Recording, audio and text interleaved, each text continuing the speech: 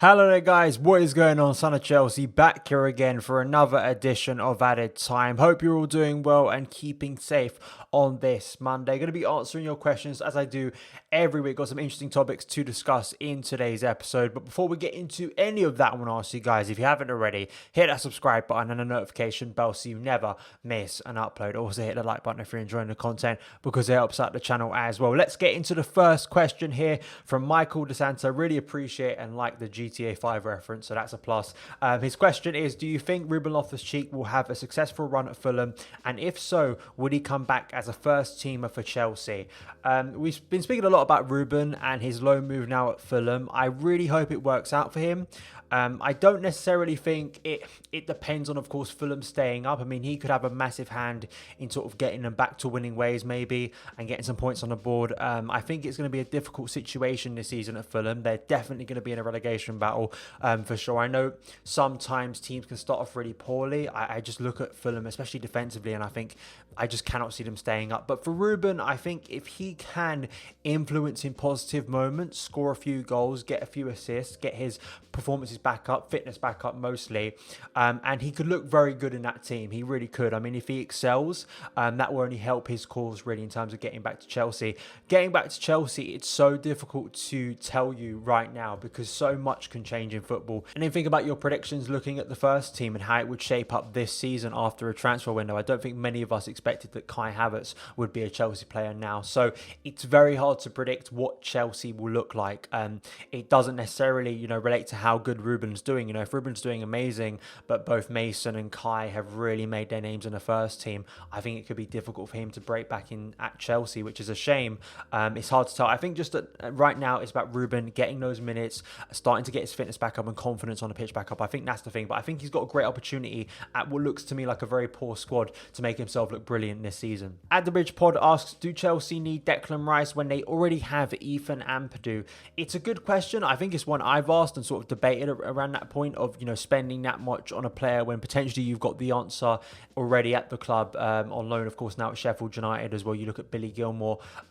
But that doesn't necessarily mean, and I've seen people bring this up, and I think it's a good point, just because we signed Declan Rice, that doesn't mean Ethan Ampadu couldn't break into the first team as well, because Ampadu, as we know, I think Declan and Ethan are sort of in the same sort of boat where you don't really know where they're going to fit in the long term. I think Declan Rice definitely in the moment looks like he's going to be a central defensive midfielder. That's where he's playing a lot of his football at the moment, but you never know if he could come to Chelsea. He's maybe still young enough to convert into a centre-back, and it's the same with Ethan Ampadu, isn't it? Because we've seen him play very successfully in central midfield as a CDM, but also as a centre-back. Could he fit in either of those roles, which could help both of them out, to be honest. If they're both at Chelsea at the same time, one could play at CDM, one could play at centre-back, they could switch over.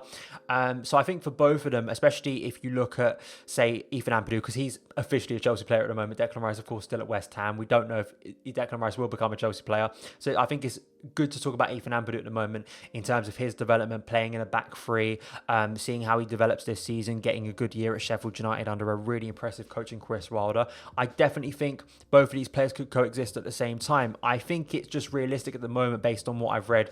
I think Chelsea will be going after Declan Rice. I don't think that comes into the equation with Ethan Ampadu and what Ethan Ampadu's future is. I think, and I've stressed this before, that I think timing is so important, and I just wonder, is Ethan Ampadu, I know he's still very young, got bags of potential, I would love to see him breaking at Chelsea, but I just wonder, looking at how, the signings and the type of players we're getting in the age of the players, will Ethan Ampadu ever get a chance at Chelsea? That's the question I want to pose to you guys, because I think sometimes, even though how young Ethan Ampadu is, you think it's so crammed and crowded in that area, and Chelsea investing so much in a player like Rice. But as I say, both of these players' versatility could mean both of them could be in a Chelsea starting 11 in the future for sure. RJ Good Things asks, I'm keen to hear about your pros and cons of our season so far, and what do you think our focus should be for the immediate period post-international break apart from points accumulation? I think the pro so far is Chelsea winning points and not playing well. That was something we couldn't do regularly last season. I look at the Brighton game. I look at even the West Brom game. 3-0 down at half time. It's not, a regular occurrence. A 3-0 down, I think most of us felt, we could concede again in that game. But to come back and score those 3 goals, I think was important. I think that those are the pros for me, because I think a lot of times last season, Chelsea had to play well to win games of football. It was a consistent theme for me. Very rarely did you see Chelsea sort of grind out wins. It was more the case you felt like we had to be on our game. having that skill and having that sort of ability to, especially the Brighton game, I think is the best sort of proof of this. Chelsea not being at their best on the opening day, not looking very fluid, but scoring some big goals. Reece James scoring an amazing goal and getting that opening win, I think was very important. So if that can be sort of an attribute we see more and more over the season, that's going to help Chelsea in difficult periods. I also think the pros, and although we've conceded goals and there's been individual mistakes, I think collectively, defensive-wise, the shape of teams, especially at set pieces, has looked better. I know people watching this and will just look at the Marcus Alonso, mistake at the West Brom corner as sort of proof that it hasn't improved, but I think it has based on what I saw last season. I mean, got to a point last season, didn't it, where balls were literally being flung into the box and every single corner you felt like we were going to concede from. I don't feel that as much anymore. I especially think the defending in the Crystal Palace game was really assertive, and I hope that will continue in the coming games for sure. Cons, I just think in terms of attacking fluidity, sort of that expression we want to see within this team. We got a bit of it against Crystal Palace. We got a bit of it against West Brom.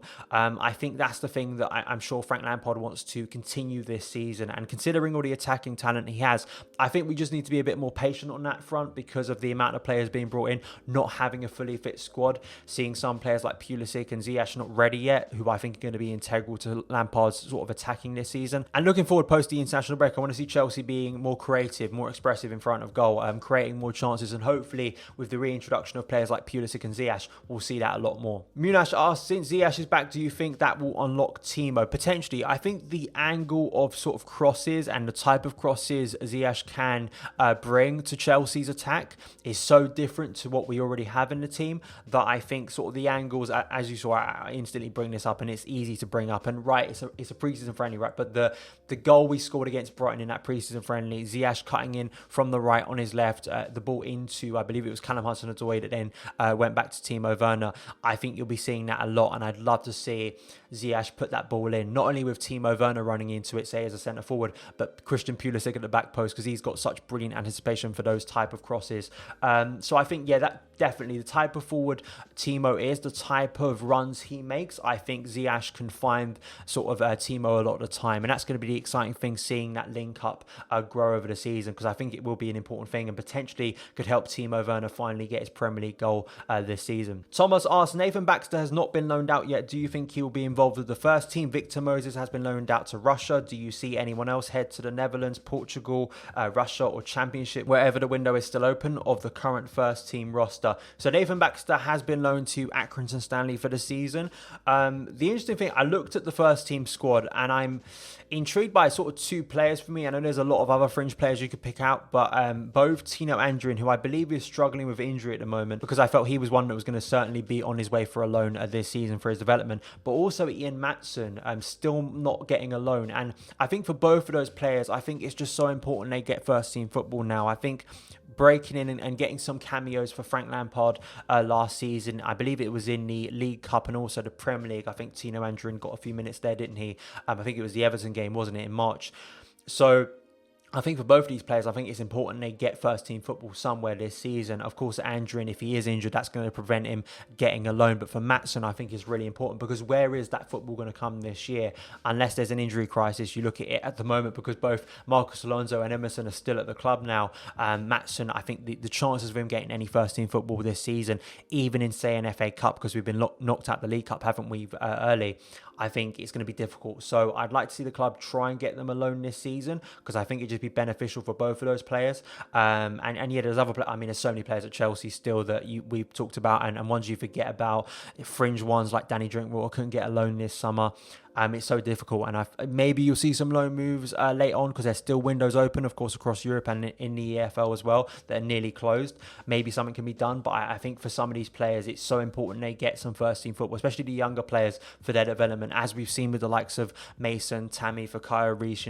I think it's so important for their development to get that first team football regularly when they can't get it realistically at Chelsea. Ike asked, with the way Chelsea wants to play with Frank, what do you think about Mount's position in the team now that Pulisic and Ziyech are coming back? So Mason Mount, of course, scoring the winner, deflected winner for England last night, and getting man of the match in the Belgium win. It was brilliant to see Mason start and get that winner. I think it was brilliant for him, because there's so much spotlight, of course, on England at the moment, and it was a big win, and it was great to see. It was another great landmark, and seeing Reece James get some minutes. But On this point about Mason Mount, I've always stuck to this and I will stick to this. I think Mount will find his way into this team, right? And I know that there's a wider debate point about where Mount's best position is, whether it's out wide, whether it's as a central midfielder, which I think is probably his best position. At the moment, I think makes it difficult for Mason to get into the team in sort of what you'd say is his natural position. I think it's going to be a challenge. I think it's such a long season and there's such a bloated squad that I think a lot of players will get minutes. I always stick to this amount just as a basic point. Frank Lampard loves having Mason Mount in the team because I think he represents what Chelsea want to have in this team and what Lampard wants to see in this team, sort of the pressing, the vibrancy, the energy that Mount gives you. And I felt so many times last season we lacked energy when Mount wasn't in the team. It was interesting seeing him getting fully rested against Crystal Palace. Now, I don't expect him to be in the starting 11 against Southampton just based on form, based on how well that system worked against Crystal Palace last time. But expect to see Mason back in the team very soon. He'll be getting a lot of appearances this season. On his best position, I do think it will be in a more central role, but I think Lampard isn't afraid to move him out wide when he needs to because he is a very, very versatile player. And I even think, as people will argue this, I think he can be effective there at times as well. When other people think he can't, I think he can be. And I think Lampard will just find a place for Mount because he trusts him so much in his first team. Akash asks, if you could bring back one Chelsea legend to the current team, who would it be and why? That's a great question. I don't just want to say Frank Lampard because that would be a very easy one to pick. I think John Terry, simply for the fact of sort of defensive assurance. I mean, it's something we've lacked a lot of the time, and sort of that commanding presence back there, which we hope potentially Thiago Silva could bring. But JT was just the best at danger awareness, being in the right place at the right time, all those cliches, but as well, just a sense of leadership. I mean, it's a basic thing, but I think a lot of us seeing Chelsea in previous years, since JT's left, that the lack of leadership that we had in the team, I think you cannot underestimate that, of putting the team through difficult moments. That's what JT was so good at for a number of years, and Chelsea would have difficult periods in games, but you always felt that there were players out there, and it was sort of that famous spine of the team. You look at Cech, JT, Ashley Cole, of course, Frank Lampard, Didier Drogba, Werner in later years too, sort of players that you could rely on week in, week out to get you through those big moments and challenging moments. And I just think that character and leadership is still lacking in the team. Hopefully we'll see that develop, potentially through some of the younger players this season. But yeah, JT was such an amazing player. I still think he's an underrated defender, to be honest. I think also in terms of his ball playing ability, and I still think he could do wonders in the current team. I think he could. So even on that sense, yeah, JT for his leadership and just being a world-class defender, which unfortunately we don't have at the moment. Matthew asks, if we have Lampard as our manager for the next 10 to 15 years, how many Premier League titles, FA Cups, Carabao Cups, Champions League titles do you think we will have? Firstly, I think the premise of any coach at a top club like Chelsea staying for 10 to 15 years, that would be incredible. I mean, that would break sort of all logic in terms of Chelsea, in terms of the time they give to their coaches. Just in terms of nowadays, you look at the time for top clubs. I'm talking about top clubs. I know there are exceptions. Sort of, you look at a Sean Dyche, for instance, at Burnley, and other examples you can give to me. I know he just recently left, but Eddie Howe at Bournemouth. There are exceptions to the rule, but you're looking at most 4 to 5 years currently. I mean, Klopp, I think, won't be at Liverpool for too much longer. I just think based on what top coaches now demand of their players, I think you saw this with Pochettino at Spurs. Players can get worn out by that. I think it's such an intense game, and what managers demand of their players now, I think that sort of drains very quickly, and I think you find it difficult to reinvent yourself. That's what made Sir Alex Ferguson such a genius over the years, to be able to reinvent and make his team fresh each year to compete at the highest level.